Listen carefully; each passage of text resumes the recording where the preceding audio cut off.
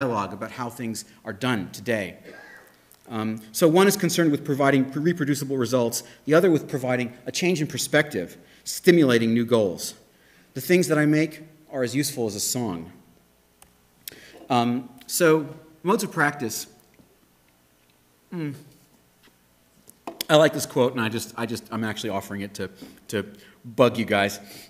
Some people, this is from Jack Schultz, they are wrong, say design is about solving problems. Obviously, designers do solve problems, but then so do dentists.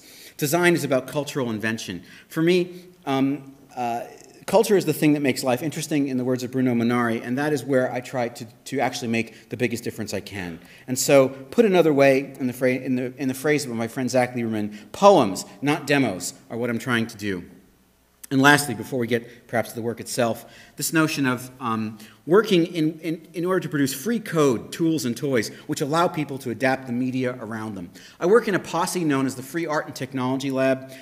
It's a bunch of sort of professional assholes who basically like to sort of mess with the world by releasing tools that allow other people to engage with and manipulate pop culture.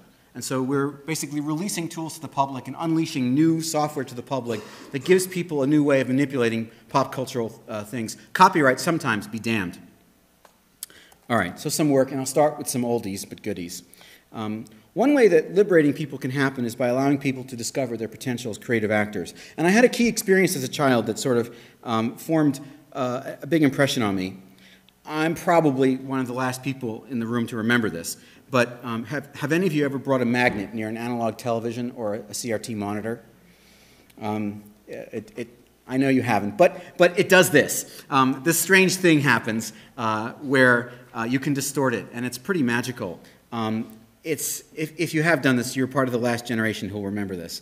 I discovered this when I was about 5 years old, and I was transfixed by the real-time response, this incredibly immediate feedback that comes from distorting this image in real time with a magnet, and the amazing patterns that resulted.